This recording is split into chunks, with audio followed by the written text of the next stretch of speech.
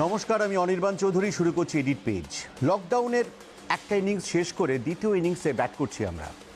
একটা ইনিংসে ব্যাটিং করে উঠেই আরেকটা ইনিংসে ব্যাট করতে নামতে বললে সেটাকে ফলো অন বলা হয়। তাহলে কি করোনার বিরুদ্ধে প্রথম ইনিংসে ব্যাট করতে নেমে আমরা দাঁড়াতেই পারিনি? টপ সব উইকেট পড়ে গেছে, না হলে ফলো অন খেলাম কি করে?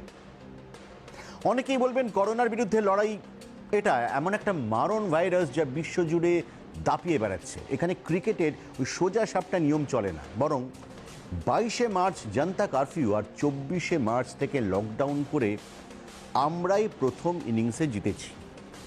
কেন্দ্রীয় স্বাস্থ্য সচিব লব আগরওয়াল তো রীতিমতো অঙ্ক কষে দেখিয়ে দিয়েছেন সেটা।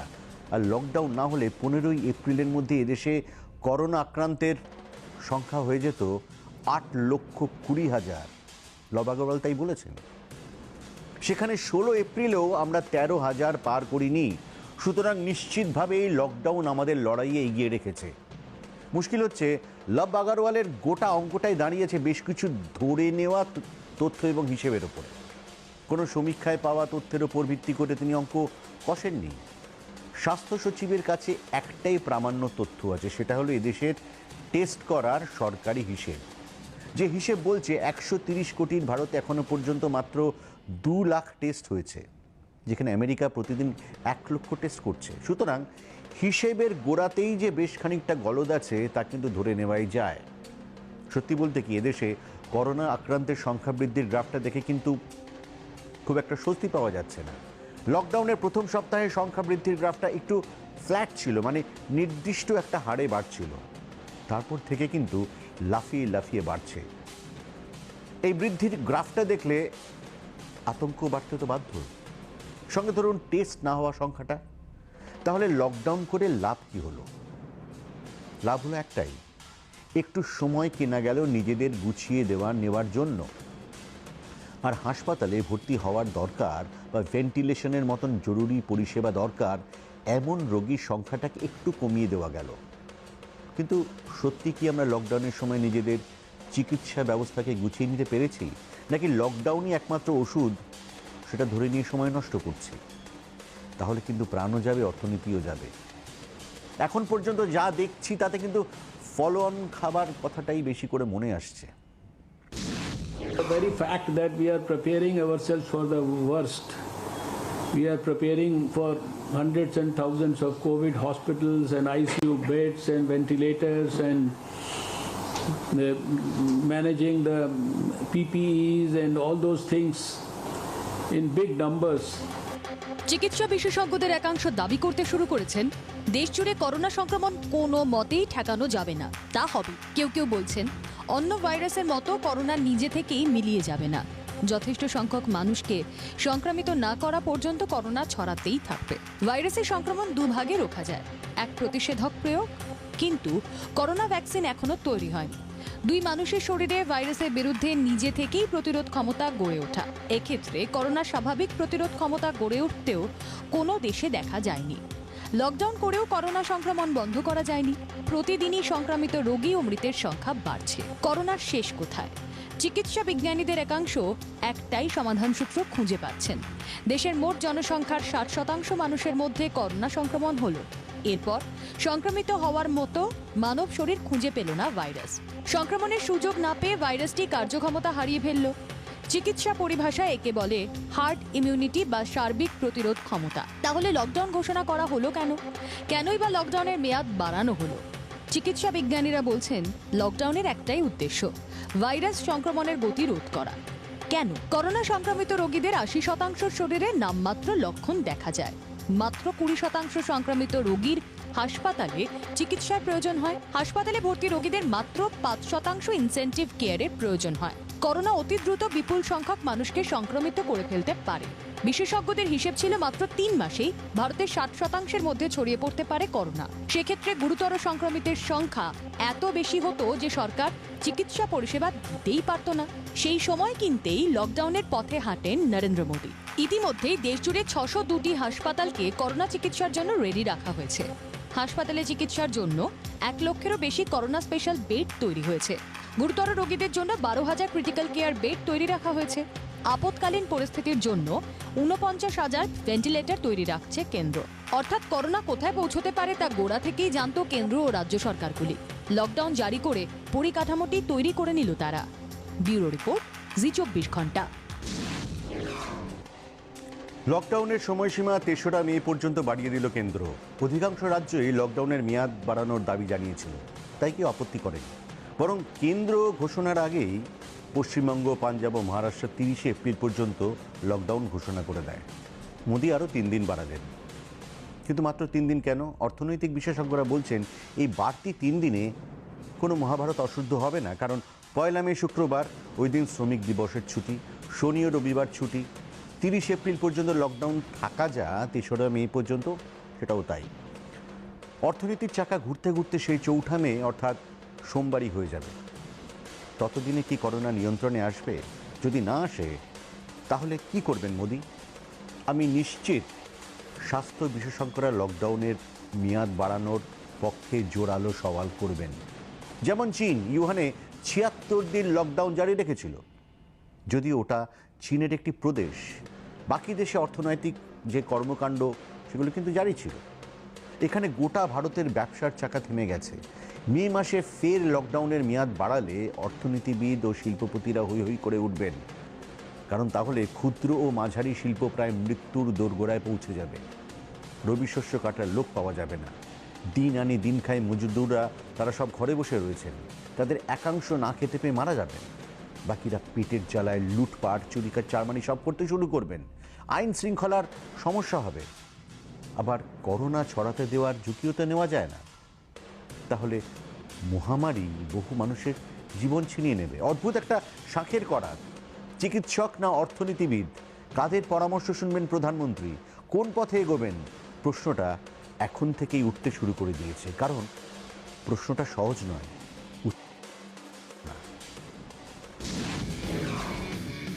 করোনা মুক্ত বিশ্ব বেশি ভয়াবহ হয়ে দাঁড়াবে না তো? আশঙ্কা প্রকাশ করেছেন মার্কিন প্রেসিডেন্ট। প্রকাশ্যে এভাবে না বললেও সব রাষ্ট্রনেতাই ভুগছেন আগামী দিনের আশঙ্কায়। করোনা গ্রাফ নামাতে গিয়ে অর্থনীতির গ্রাফ নেমে যায়, এই ভয় তো রয়েছে। করোনা মোকাবিলায় সম্পূর্ণ লকডাউনই একমাত্র পথ, বলছেন লকডাউনপন্থীরা। চীনের উহানের নজির টেনে তারা বলছেন লকডাউনেই করোনা মোকাবিলা সম্ভব। কমিউনিস্ট চীনে যা করা সম্ভব, বিশ্বের অন্য দেশে তা সম্ভব নাও হতে পারে। চীন একটিমাত্র প্রদেশে সম্পূর্ণ লকডাউন করেছিল। গোটা দেশে সেভাবে সংক্রমণ ছড়াতেই দেয়নি তারা। কিন্তু চীন ছাড়া বাকি বিশ্বে সংক্রমণ সর্বাত্মক ছড়িয়েছে। আবহাওয়া অনুযায়ী ভাইরাস চরিত্র বদলেছে বলেও সন্দেহ করছেন চিকিৎসা বিশেষজ্ঞরা। তাই সর্বাত্মক লকডাউনে গেলে অর্থনীতিতে তার কুপ্রভাব পড়তে বাধ্য। ভারত ঝুঁকি নিয়েছে, কিন্তু পাকিস্তান নিতে পারেনি। দেশবাসীর বিপদ বুঝেও পুরোপুরি ঝাঁপ বন্ধ করেননি ইমরান খান। একাধিক পশ্চিমী দেশের অর্থনৈতিক বিশেষজ্ঞও বলছেন ভেবেচিন্তে লকডাউনের পথে পা বাড়ানোই ভালো। শুধু বয়স্ক, শিশু, অসুস্থ, দুর্বলদের কোয়ারেন্টিন করার কথা বলছেন বিকল্পপন্থীরা। তরুণ ও স্বাস্থ্যবানদের করোনা থেকে আড়াল করার কোনো প্রয়োজন নেই বলেই মত। তরুণ ও স্বাস্থ্যবানরা সংক্রমিত হলেও দ্রুত সেরে উঠবেন, যুক্তি বিকল্পপন্থীদের। বিকল্পপন্থীদের দাবি মানুষের স্বাভাবিক প্রতিরোধ ক্ষমতা গড়ে উঠলেই করোনা সারবে। চিকিৎসা বিজ্ঞানীরা আপাতত দুই শিবিরে বিভক্ত। এক পক্ষ লকডাউন চালিয়ে যাওয়ার পক্ষে, দ্বিতীয় পক্ষের বক্তব্য বিপদ যাদের বেশি তাদের শুধু আড়াল করা হোক। ব্রিটিশ সরকার প্রথমে বয়স্ক, শিশু ও দুর্বলদের কোয়ারেন্টিন করতেই চেয়েছিল। সরকারের সিদ্ধান্তে দেশের তরুণ প্রজন্মের মধ্যে তীব্র প্রতিক্রিয়ার সৃষ্টি হয়। অভিযোগ ওঠে সরকার ইচ্ছে করে দেশের তরুণদের মৃত্যুর মুখে ঠেলে দিচ্ছে। বিক্ষোভের পর সম্পূর্ণ লকডাউনের সিদ্ধান্ত নিতে বাধ্য হয়েছে বরিস জনসন সরকার। এতক্ষণ বিতর্কটা চিকিৎসক মহলেই চলছিল, এবার তাতে যোগ দিয়েছেন অর্থনীতিবিদরাও। পরিসংখ্যানের কচকচি ও ভয় পাওয়ানোর নানা হিসেব প্রকাশ্যে আসছে। লকডাউনপন্থীরা বলছেন বিশ্বজুড়ে লকডাউন না করলে 1 বছরে মারা যাবেন 10 লক্ষ মানুষ। কারো মতে 1 বছরে 9 কোটি মানুষের প্রাণ নেবে করোনা ভাইরাস। বিশ্বের অধিকাংশ দেশ এখন লকডাউনের পথে হাঁটতে বাধ্য হয়েছে। এবার এই লকডাউন মে মাসেও জারি থাকলে বিশ্বজুড়ে পরিস্থিতি কি হবে?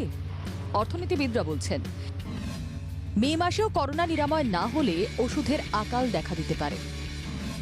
অধিকাংশ দেশের চিকিৎসা পরিকাঠামো মুখ থুবড়ে পড়বে।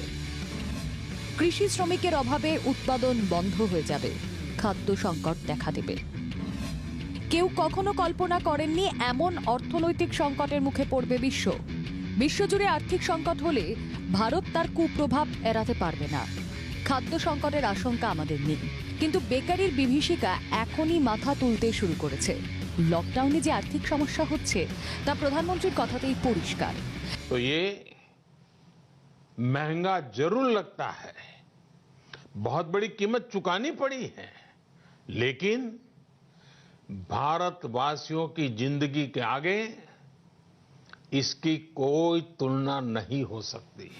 কিন্তু নরেন্দ্র মোদী নিরুপায়। এখন লকডাউন শিথিল করার অর্থ বন্যার মুখে বাঁধ খুলে দেওয়া। কিন্তু মে মাসে তিনি কি করবেন তা নির্ভর করবে তখন কি পরিস্থিতি থাকে তার উপর। একটা বিষয় পরিষ্কার, মে মাসে স্বাস্থ্য পরিকাঠামোর পাশাপাশি অর্থনীতির স্বাস্থ্য পরীক্ষা করে দেখবে সরকার। বলা যায় দেখতে বাধ্য হবে। ব্যুরো রিপোর্ট, জি24 ঘন্টা। করোনার বাজারে চারপাশে শুধুই যেন নৈরাশ্য।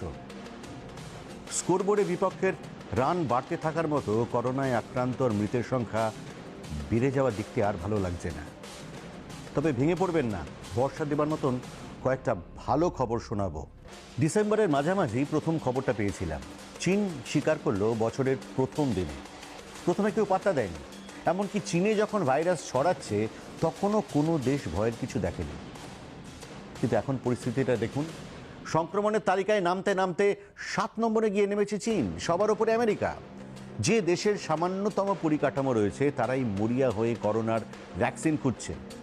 রাষ্ট্রসংঘের মহাসচিব স্বীকার করে নিয়েছেন, ভ্যাকসিন ছাড়া এই রোগের নিরাময় নেই।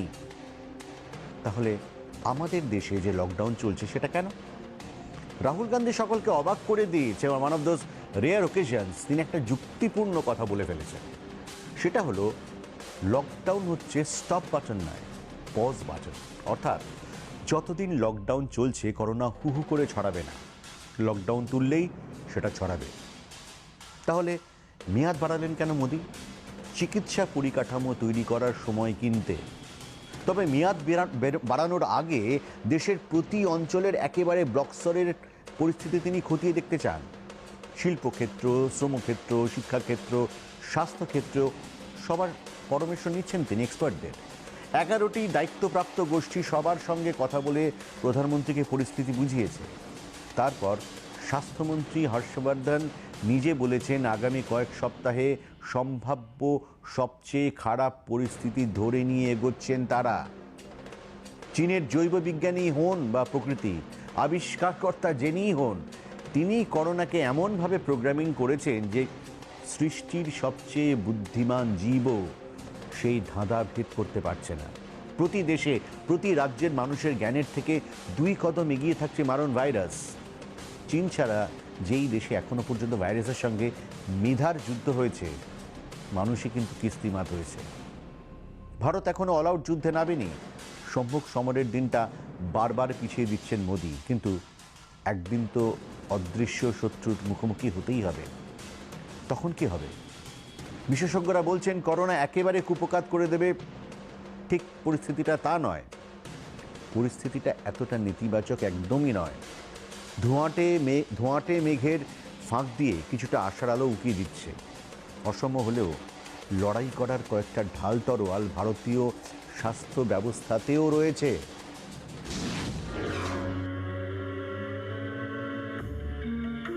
গরম এলে করোনা কাহিল হয়ে যাবে। গরম এসেছে, করোনার কাহিল হওয়ার লক্ষণ নেই। এ কেমন ভাইরাস? চীন, ইউরোপ, আমেরিকা কিংবা উপমহাদেশ, সব ধরনের জলবায়ুতেই যা বিপজ্জনক। করোনা ভাইরাসের জিনবিন্যাস এখনও চিনে উঠতে পারেনি বিশেষজ্ঞরা। দেশের বিভিন্ন প্রান্ত থেকে 300 নমুনা সংগ্রহ করেছেন ভাইরোলজিস্টরা। বোঝার চেষ্টা হচ্ছে ভারতে সংক্রমিত করোনা সরাসরি চীন থেকেই এসেছে নাকি আমেরিকা, ইউরোপে জিনবিন্যাসে পরিবর্তন করে এসেছে করোনা। করোনা ভাইরাস যে নিজের জিনগত পরিবর্তন করছে তা পরিষ্কার, না হলে চীনের পর ইউরোপ, আমেরিকার পরিস্থিতি এত ভয়াবহ হতে পারে না বলছেন বিশেষজ্ঞরা। এবং জিন পরিবর্তনের এই ক্ষমতা করোনা পেয়েছে তার আঁতুড় ঘরে। চীনের মাংসের বাজার থেকেই করোনা ভাইরাসের উৎপত্তি ধরা হচ্ছে।